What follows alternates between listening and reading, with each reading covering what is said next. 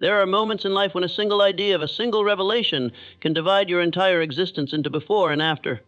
When Napoleon Hill, a young man barely scraping by, stood face to face with destiny through the eyes of Andrew Carnegie, it was one of those moments, not just for him, but for the millions who would come to hear his message. And today, you're standing at the very edge of that same threshold, because inside Hill's secret conversations with Carnegie, Ford and Rockefeller, hidden behind their empires, their wealth, their legends, are 5 money secrets so powerful, so transformative, that missing even one could mean spending a lifetime just wishing instead of having. Before we uncover these life-altering secrets, make sure you hit the like button, subscribe to the channel, and tap the bell icon, because what you're about to hear could change everything. Secret finding Wendy, the relentless burning desire. Hill's first awakening came from the iron will of Carnegie himself. When Hill asked how Carnegie, the poor Scottish boy, built an empire of steel, Carnegie leaned forward, eyes sharp as fire, and said, "I had a desire so fierce that it consumed me. I was willing to pay any price. Time, sweat, patience, ridicule. I would have traded my life rather than let go of my dream." And Hill understood desire wasn't a wish. It wasn't a hope.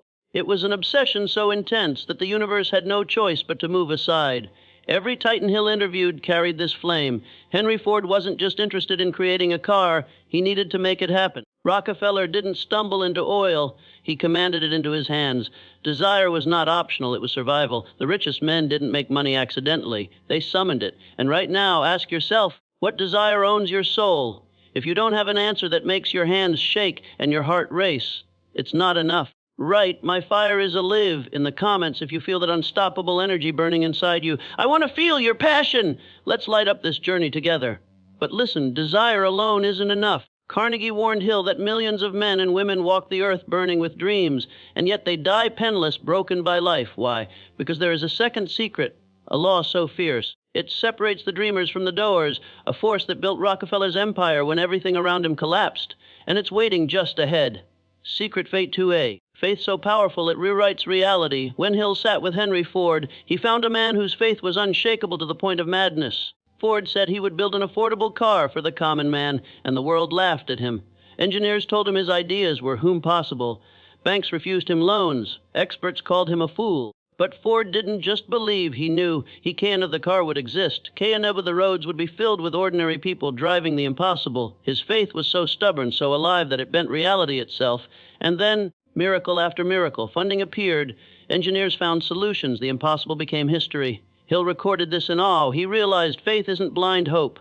It's a weapon. It's a creative force so mighty that it compels the universe to obey.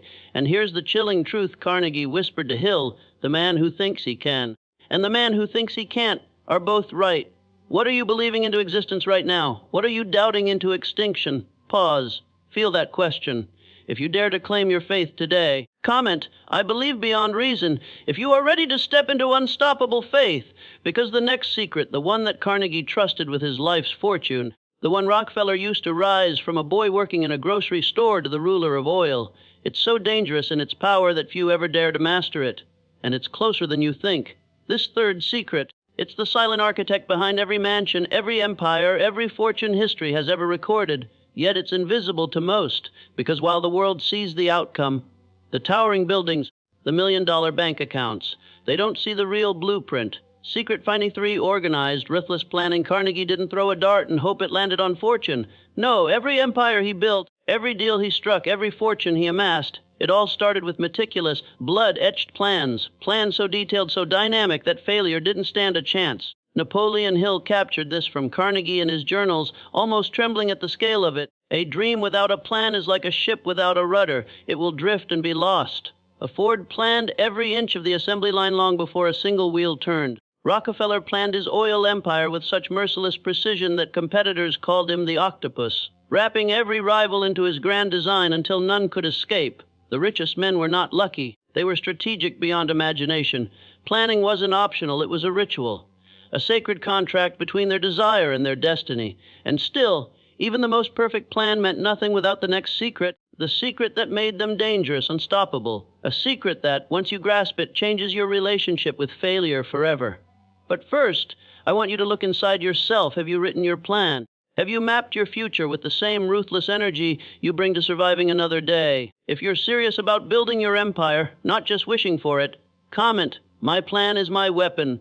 Below, if you are ready to map your way to greatness. Because listen closely, the richest men Hill interviewed didn't just plan. They acted with a speed and ferocity that left the world gasping in their dust. Secret fate forte. Decisiveness that destroys doubt. There is a violence to real success. Not physical violence, but the violence of decision. When Carnegie decided to dominate steel, he didn't hesitate. When Ford decided to build the Model T, he didn't form a committee to vote on it. When Rockefeller decided to consolidate the oil industry under his control, he didn't second guess. He moved. Hill found a terrifying common thread among all these titans. Every one of them decided fast and changed decisions slowly, if ever. Indecision is the graveyard of dreams, Carnegie warned. While others stood on the sidelines, wondering, doubting, debating, these men acted. They trusted themselves when no one else did. And here's a hard truth. Every time you hesitate, you bleed away power. Every minute spent doubting is a minute stolen from your destiny. Think about the opportunities you've lost. Not because you were incapable, but because you couldn't decide. Because fear wrapped its cold fingers around your will and whispered, maybe later, maybe not at all. Do you feel that sting? Good. That sting is your spirit waking up. If you're done with hesitation stealing your life, comment, I choose with power right now. Because the fifth secret, the final force Hill ripped from the lips of legends, is the most brutal, the most beautiful, and the rarest of all. It's the reason some men survive storms while others are buried under them. It's the reason why, when the world collapsed into chaos, like during the Great Depression, Carnegie, Ford, and Rockefeller didn't just survive, they conquered. And without this last secret, all the desire, faith, plans, and decisions in the world crumble into dust. Are you ready to confront it? Because once you know it, there's no going back. The final secret, the one that Carnegie and Rockefeller whispered with a gravity few ever heard. It's the one truth that can either crown you in gold or bury you forgotten in the dust. Secret point 5, persistence beyond all reason. Napoleon Hill uncovered a chilling pattern among every great man he studied, the fortune builders, the empire makers, the kings of industry. It wasn't talent that saved them. It wasn't privilege or timing or even luck. It was persistence. Persistence that made them deaf to failure. Persistence that made them blind to ridicule. Persistence that made them immune to every single soul who told them it's over. When Ford's early businesses collapsed into financial ruin, he persisted. When Carnegie faced betrayals and backstabbing that would have broken lesser men, he persisted. When Rockefeller was dragged into public scandal, hated by millions, pursued by governments who sought to dismantle him, he persisted. Hill realized something devastating. The average man fails not because life defeats him, but because he accepts defeat too early. He quits 3 feet from gold. He lets one no break him, one disappointment silence him, 1 year of struggle convince him that his dream was a lie. Carnegie told Hill with eyes burning like coals, victory belongs to the man who refuses to surrender. And this isn't just poetry, it's physics. The universe yields only to those who refuse to yield. But here's the part that stings. Persistence isn't born when you feel strong. Persistence is born in the mud, in the blood, when you feel hopeless, broken, abandoned, and you move anyway. It's easy to believe when the crowd cheers. The rich believed when the crowd booed. When they stood alone, bankrupt, humiliated, they still moved. Rockefeller once said, I always tried to turn every disaster into an opportunity. That is not survival. That is alchemy, turning losses into victories, scars into trophies. And now, right now, you have to face the question they all faced when life shoves you to your knees. When the world spits in your face, will you crawl away and call it fate? Or will you stand again, broken and bleeding if necessary, and move forward anyway? Write it down. Carve it into your soul. If you feel the storm hitting you right now, if you are being tested in ways you never imagined, I want you to do one thing to seal your commitment to persistence. Comment below with the words, I will not break. Let your own voice echo in the universe and mark today as the day surrender died inside you. Because understand this, every single fortune Hill documented was built not during the easy times, but during chaos. Carnegie made his first real fortunes during economic panics. Ford expanded when others shrank back in fear. Rockefeller grew Standard Oil into an empire when the market was collapsing around him. They didn't run from storms. They used them. They understood something the weak could never grasp. When the storm comes, it clears the way. It wipes out the cowards, the quitters, the doubters, leaving the field wide open for the persistent. Imagine if you could rewire your mind to run toward difficulty instead of away from it, to smile when others tremble, to advance when others retreat. Isn't fantasy, it's a choice, a brutal, beautiful choice. And if you make it, if you lock it into your soul, the storms you once feared will become the winds that lift you higher than you ever dreamed.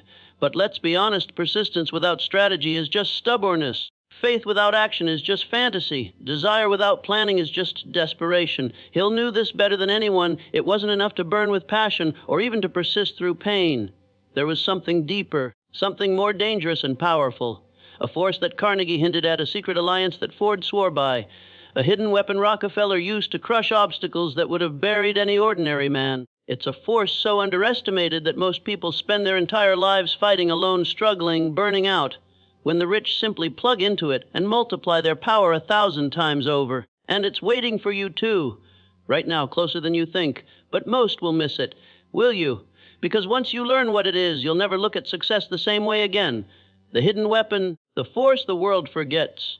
The secret alliance Hill discovered among every titan he interviewed. It wasn't their money, it wasn't their genius, it wasn't even their ambition. It was the power of the mastermind. When Carnegie first sat with Hill and poured out his philosophy, he spoke with reverence about this principle. He said, "No individual has sufficient experience, education, native ability, and knowledge to ensure the accumulation of great fortune without the cooperation of other people. Understand this. Carnegie did not build U.S. Steel alone. Ford did not invent the modern automobile alone. Rockefeller did not conquer oil alone. They surrounded themselves with minds that sharpened their own. They built invisible empires of thought, networks of intelligence, creativity, and loyalty that amplified their reach beyond any human limit." Napoleon Hill described the mastermind as a coordination of knowledge and effort in a spirit of harmony between two or more people for the attainment of a definite purpose. In simple words, it is the fusion of minds, the creation of a new, greater mind, born from the union of two or more determined souls. And the wealthy understood something the average man never grasps. One mind alone can dream, but many minds together can rule reality. Carnegie admitted to Hill that he owed at least 90% of his fortune to the power of the mastermind. He aligned himself with brilliant thinkers, powerful operators, men of vision who complemented his weaknesses and expanded his strengths. Ford's rise wasn't because he knew everything about automobiles. It was because he gathered engineers, designers, financiers, marketers, people who compensated for his gaps, powered his ideas, and turned dreams into steel and fire. Rockefeller's domination of the oil industry was not through brute strength, but through alliances, forming secret partnerships, securing agreements, creating a silent network of loyalty that gave him control when others only had chaos. If you are still trying to do it alone, if you are still trapped inside the myth of the lone wolf, the solitary hero, understand this truth now: lone wolves starve, packs conquer. The moment you align your mind with others, with the right others, a miraculous thing happens. Your weaknesses dissolve, your blind spots disappear, your burdens are halved, and your power is multiplied. You move from isolated hope to organized power. This is why the rich are rich, not just because they work harder, but because they connect smarter. So look around you. Who sharpens your mind? Who fuels your dream with their own? Who pushes you when you falter and pulls you when you lag? If you cannot name your mastermind, you have none. And without it, you are fighting giants with a wooden sword. If you are ready to forge your alliance with greatness, if you are ready to seek out minds that ignite your own, comment below the words, "I build my power" circle. Declare it. Own it. Let the world know you refuse to climb this mountain alone. Because Carnegie, Ford, and Rockefeller didn't just gather any minds. They chose carefully, brutally. A mastermind must be built with those who align with your vision, match your hunger, mirror your persistence. Surround yourself with doubters, and you will drown in doubt. Surround yourself with believers, and you will rise on wings you never knew you had. Hill found that the men who rose fastest were those who learned how to connect quickly, move past ego, and collaborate at the speed of trust. And he found something even more incredible, that once a true mastermind is formed, it becomes something alive. It thinks, it plans, it grows, it creates opportunities that none of its members could have created alone. It's almost as if reality bends in favor of the alliance. And think about it, every revolution, every movement, every empire that shaped history began with a small circle of believers whose minds fused into one unstoppable force. But beware, there is a cost to building a true mastermind. You must give up your smallness. You must release the need to be the smartest person in the room. You must sacrifice your comfort to grow inside the fire of collaboration. The weak will never do it. The proud will refuse. The lazy will collapse under the weight of real alliance. But those who are ready, those who are hungry enough, humble enough, fierce enough, they will forge circles that cannot be broken. And once you have it, once you stand inside that living force, you are no longer chasing success. You become success itself. It flows through you. It radiates from you. It draws to you opportunities, fortunes, destinies greater than anything you could have imagined alone. That is the power the rich unlocked. That is the secret hidden beneath their gold. And yet, even with all the secrets Hill uncovered, desire, faith, planning, decisiveness, persistence, mastermind, even with all these weapons in hand, there is still one final realization, one deeper layer beneath all the strategy, all the action, all the victories. A realization so raw, so personal, that Hill struggled to even put it into words.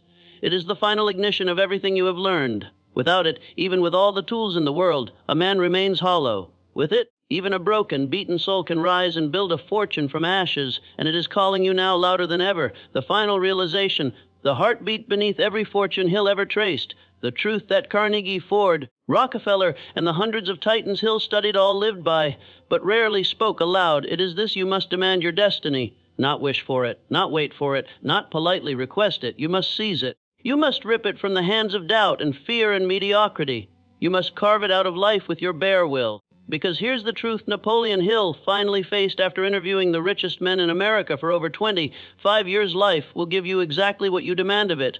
No more, no less. Every man who accumulated wealth at staggering levels had made a secret decision long before the first dollar appeared. A decision that said, I will not settle, I will not shrink, I will not betray my vision. Carnegie demanded wealth, demanded influence, demanded a legacy. Ford demanded his vision to come alive in steel and speed. Rockefeller demanded mastery over an industry that no man had ever tamed before. They didn't apologize for their dreams. They didn't water them down to make others comfortable. They didn't lower their standards when the world told them to be realistic. They demanded, and life eventually surrendered. It's brutal, it's raw, it's the truth. If you want to think and grow rich, if you want to escape the chains that have bound generations before you, you must become a force that life cannot deny. Not because you scream the loudest, not because you rage blindly, but because your clarity, your persistence, your faith, your planning, your alliance, your action, all form a symphony so powerful that life itself must bend to your music. Hill realized this when he looked into the eyes of every titan he met. They weren't just men, they were living storms. The poor man asks, may I? The rich man declares, I will. The average man hopes. The rich man expects. The weak man wishes for mercy. The strong man demands victory. Which one are you becoming? Not someday, now. Because as you listen to these words, there's a clock ticking. A life that is either slipping quietly into mediocrity or sharpening into destiny. You cannot stand still. You are either rising or falling, and if you have felt a burning inside you while hearing these secrets, if something in you refuses to go quietly into a life of regrets, if some part of you, even a small, battered, aching part, still believes that greatness is not only possible but inevitable, then today must be the day you stop wishing and start demanding. Demand greatness of yourself. Demand wealth of your efforts. Demand excellence of your thoughts. Demand that life reveal to you the empire you were born to build. Comment the words, I demand my destiny. If you are ready to cross the line from dreamer to door, from seeker to sovereign, let it be a line you never cross back over again. And understand this, the journey you are about to take is not easy. There will be moments when fear grips your throat, moments when doubt tries to seduce you back into comfort, moments when failure whispers that it was all a fantasy. But now you know too much. Now you have seen behind the curtain. Now you know the laws that the richest men in history lived and died by. Desire, faith, planning, decisiveness, persistence, mastermind, demand. These are not options. They are your weapons, and they are waiting to be wielded by the hands that dare to take them. The hands of the brave, the hands of the relentless, the hands of those who choose, without apology, to think and to grow rich. The world will try to distract you. It will whisper that it's safer to stay small. It will tempt you to trade your destiny for comfort, your empire for convenience. But deep down, you already know the truth. Comfort is the cage, destiny is the key, and now the choice is in your hands. Walk forward or fall back. Rise into the rare air of those who dared, or sink into the forgettable masses who didn't. The laws have been given to you. The secrets once reserved for kings and tycoons are now burning in your mind. What you do next will echo in your life forever. If you are ready, truly ready, then this moment is your rebirth. You are no longer merely someone who heard about greatness. You are someone who claims it. You are no longer a bystander in the story of your own life. You are the author, the conqueror. You are the storm the world never saw coming. Now move.